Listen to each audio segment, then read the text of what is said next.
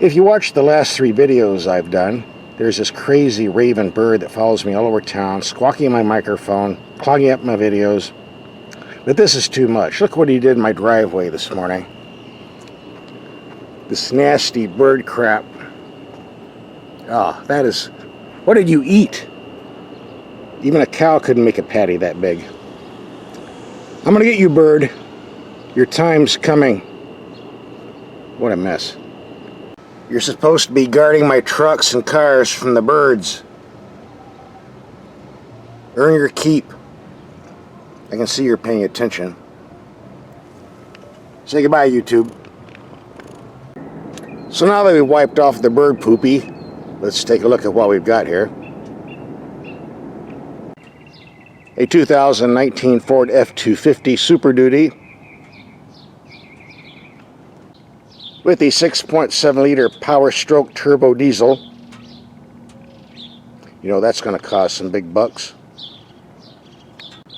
In fact, 2 weeks ago we did a video on the Ford F-150 with the lightweight duty 3-liter turbo diesel. Very nice engine, by the way.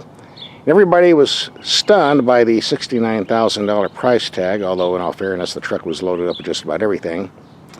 Wait to see the price for this one.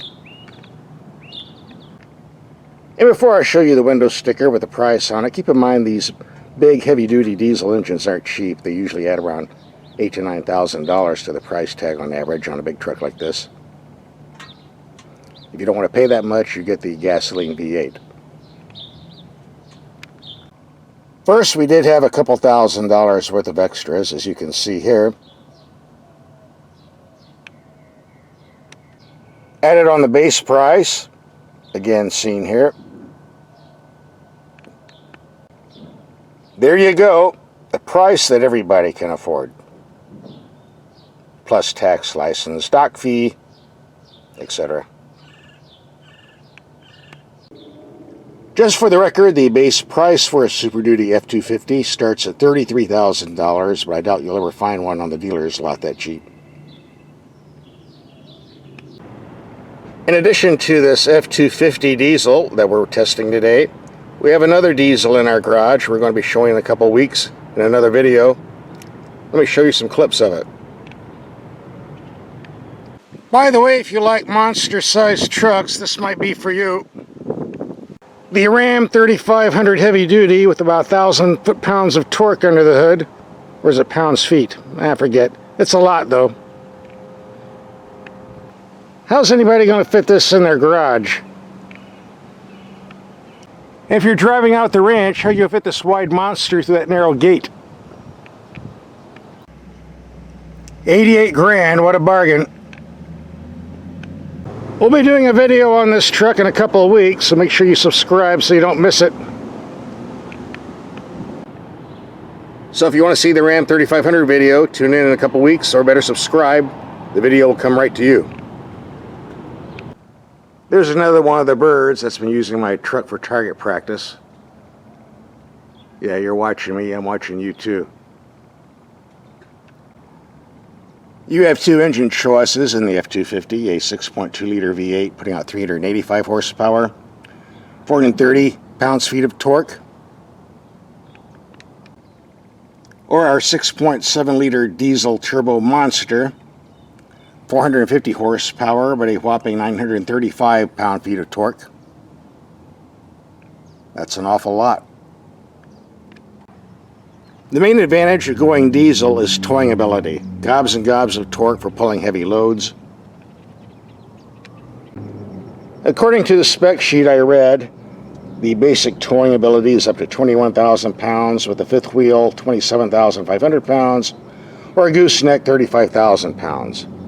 Other than that, I don't know what to tell you because I don't tow anything. I'm not familiar with how that is done. Those are just the numbers I'm cranking off for you. And for believing the website, up to 7,600 pounds in this bed, which fortunately came with a spray and bed liner, which you have to have. Push the magic button, you get steps. And here's a grab handle if you want to pull it out, like so. But getting back to the engine, why would you choose a diesel over a gasoline engine? One of the myths you have is that diesels last longer than gasoline engines. That's true on big commercial trucks that you see driving on the freeway. But for consumer rigs like this, you're looking at 150 to 250,000 miles, maybe 300,000 miles, and that's no big deal. Any good Ford V8 engine that runs on gasoline can do that. Any Toyota engine can do that. Engine life is about the same. Fuel economy, well, on the small turbo diesel that I had last week, 3 liters, I was getting around 22 to 23 miles per gallon versus the V8 at 16 miles per gallon. So yes, there is a fuel economy advantage in the small diesel engines. This is a big giant one made for towing. You're not going to do much better than the standard V8 gasoline engine on an empty bed. The only advantage is when you're towing heavy loads.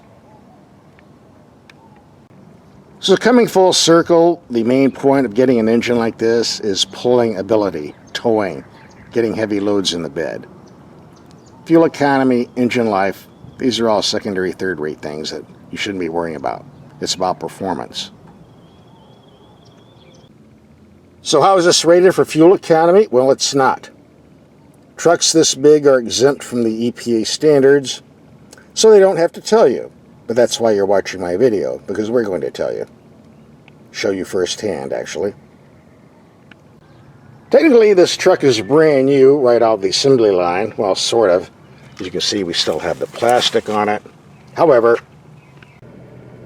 before we had this truck delivered for my video, Ford put around 2,000 miles on it to make sure everything was broken in. And there's the fuel economy reading.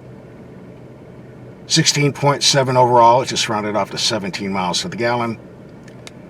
That compares to the 5-liter V8 in the F-150 at around 16 to 17 miles to the gallon for mixed driving in the real world. So fuel economy is about the same, but that does not include towing, of course. So what we're going to do, we're going to take the 2,000 miles it already has on it, set our other odometer to 0, and rack up about 300 to 400 miles today. Combination highway, some off-roading, city, and see what we're getting. The spec sheet says this is a 34-gallon tank, and this is the range we're expected to get according to the computer. Guess we'll find out. This does have everything we need for off-road. 2-wheel high, 4-wheel high, 4-wheel low, and locking differentials apparently on the left. No 4-wheel automatic for pavement use like we had on the F-150. Oh well. By the way, as a rule, I cannot stand running boards, especially on a 4x4 truck. But here, I'll make an exception. Fold out, fold in. Good idea. I'm not going to spend too much time covering the details of this cabin. We're concentrating on engine performance for this video. I will say, though, Ford did an excellent job when they redesigned these trucks. These interiors are definitely first class. Great materials, workmanship, great controls. Did a great job. This camera system's great for parking. I'm about 4 inches away from my Lexus. I think I've got another inch to spare. Oops, you gotta be careful, especially with that grill. I hear that's about $10,000 to replace. I don't want to find out. The only other big truck maker that's getting it right is the Ram.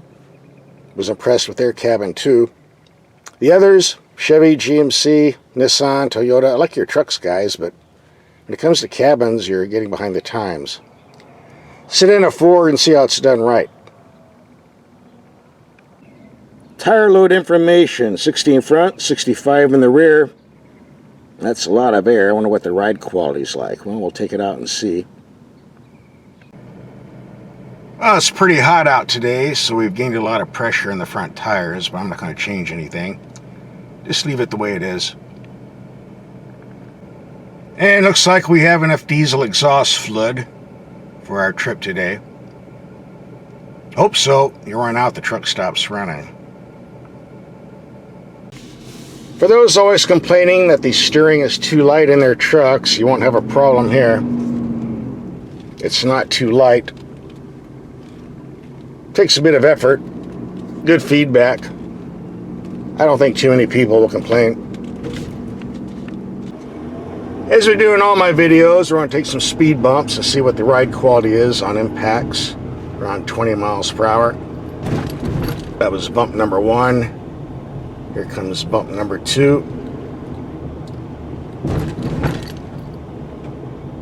A lot of noise, but don't feel too much. Here comes the big nasty bump coming up. Whoa! Felt that. It's a strong body structure, so it's no big deal. The Ford F-150 I had a couple weeks ago was the smoothest riding vehicle I've driven in a long time. Went over bumps, no problem. But on a heavy-duty truck like this, you're putting 7,000 pounds of load in the bed. You have to have a stiff suspension. You're not going to get a smooth ride. It's just the way it is. But it's manageable. If you like trucks, you probably don't complain about the ride anyway. As we do in all my videos, we're going to take the headlights out in the dark and see how they perform. We did that last night. We'll run that clip, then we'll get on the road and rack up some miles. And more important, we'll get away from my bird and his buddies up here in the tree. Keep chirping, ruining my video. Shut up. Where's a cat when you need him? It's dark enough. We'll take these lights out and see what they do. And these are low beams. They're still pretty bright. We'll try high beam. Ah, that's better. Here we have the low beams on the wall 100 feet away. Bright in the middle, not too much on the sides.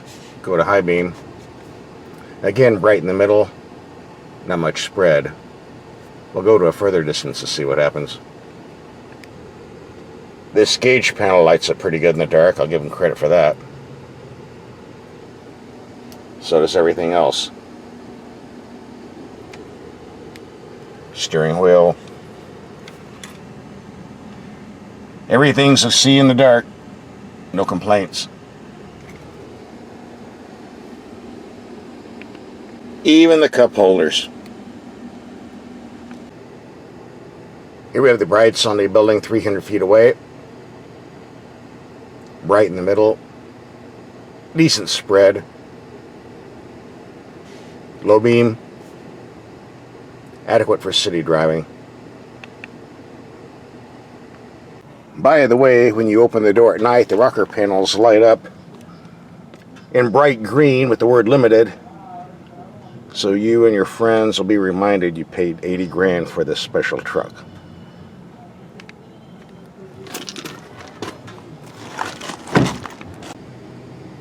On the positive side, this is a very strong, powerful engine. Pulls weight with no strain whatsoever. That's the good news. The bad news is when you're accelerating from a dead stop, you get a slow 0 to 60 time because for the first second or two, the truck just isn't moving. I guess that's just the way it's programmed. Unusual considering all the torque. Let me demonstrate. All the way to the floor. See, it takes a couple seconds. Now we're moving.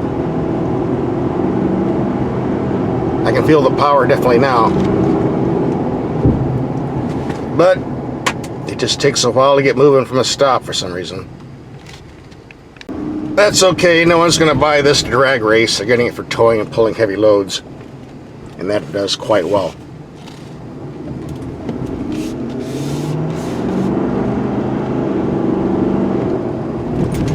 Reasonably quiet too. We're going to start our drive loop by getting on the freeway, taking a nice highway trip. When you're doing your cruising at 65 to 75 miles per hour, I find this to be a reasonably comfortable truck to drive, with one disclaimer. Obviously, if you have a heavy-duty suspension designed to tow all this weight, or carry heavy loads in the bed, and the bed is empty, you're going to get a lot of jitterbugging going on in the rear, and this truck is bouncing around a bit.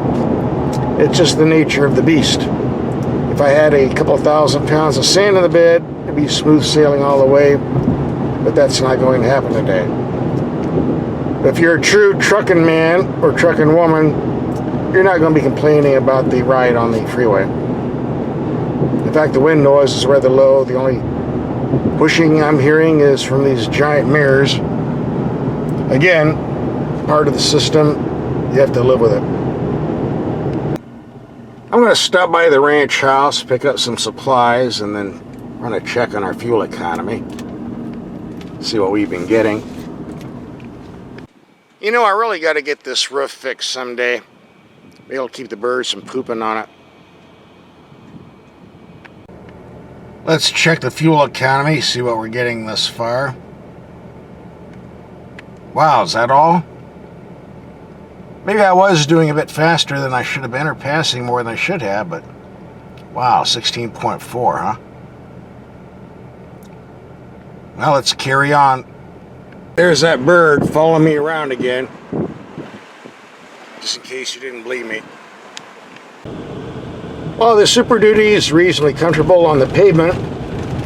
Getting off pavement on a road like this with all these washboard ripples and dips and rocks. Well, let me put it to you this way. The combination of stiff suspension, high tire pressures, and empty bed is very attention-getting, especially on your kidneys. Ooh. And this isn't real off-roading. This is just dirt off-roading. The best is yet to come. I'm pretty sure if I lowered the tire pressures from 70 down to around 35, it would smooth things out on this road, but then I'd have to pump them back up when I got back on the highway. I really don't want to do that. So we'll just proceed the way we are now. Get back on the freeway, do some more interstate cruising. This is a more relaxed, sedate freeway. Aside from hitting cows, you don't have too much to worry about. Perhaps we'll get better fuel economy on this trip. A lot of people balk when they see the $80,000 price tags on these big trucks. But I drive a lot of vehicles, and I also get a lot of $80,000 luxury cars, which to me are nothing more than $50,000 cars with $30,000 worth of fluff tacked on. I think value for the money, you're getting a lot more vehicle on a big truck like this for your 80 grand than you would in a car. Just my thoughts. We're back to the kidney-busting rippled road setup. But we'll be at our destination soon. I can only hope. Here's a tip for you if you're ever driving a monster heavy-duty diesel truck. I don't care whose brand it is. Ford F-250, the Ram 3500, the big Duramax dualies. Before you go on a road like this, or any type of off-roading, go down to the beach and load up a couple thousand pounds of sand in the bed to smooth things out. Then you'll be fine. But on an empty bed, on a rough road like this, it's rather annoying after a while. Very. But we're hardcore truckers. We can take it, right? Sign alert number 1. This is where we're going, by the way. Warning sign number 2. And warning sign number 3. I think we're under 8 tons. Doesn't feel like it. One feature I really like on this truck is the electronic compass. When you're out in the desert where everything looks the same regardless of what direction you're going, this comes in very handy. You don't want to get lost out here. We also have the off-road status gauge. Shows you all kinds of neat stuff. Well, here we are, the town of Swansea, or Swansea, depending on your command of the English language. Been abandoned since the 1800s. 40 tons of bricks glued together with no frame. What could go wrong in a big wind?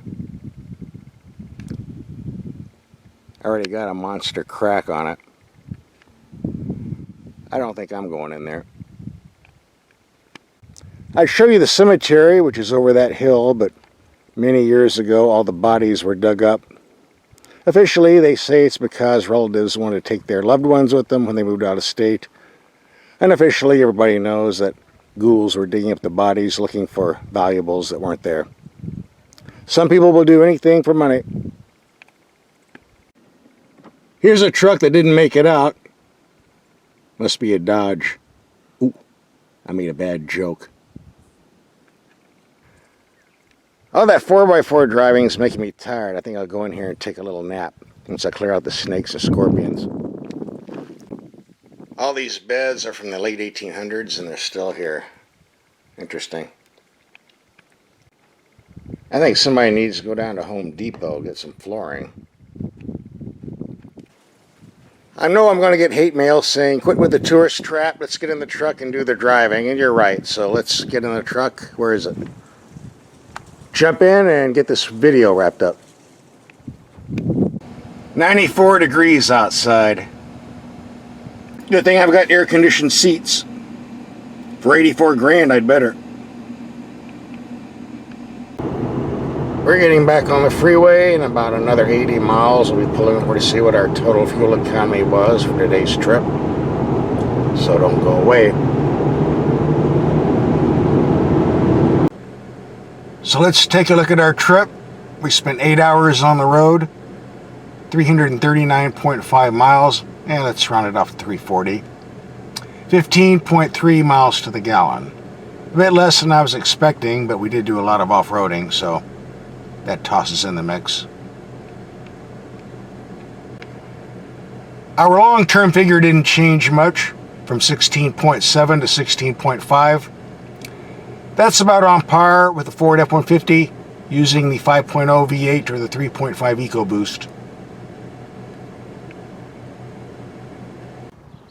So what's my take on this Ford F-250? It's a very nice truck. A lot of vehicle for the money here. If you're towing heavy loads and need some heavy-duty equipment, this might do the job. On the other hand, if you're towing less than 12,000 pounds or do lots of off-roading, I still find the less expensive Ford F-150 more practical. But there's choices for everybody depending on your need. In a couple weeks, I have a Ram 3500 heavy-duty diesel coming. You might want to tune in a couple weeks or subscribe and watch that video and see how it compares to this F-250. In the meantime, here are some videos for other trucks we've driven. Just click on the link and watch.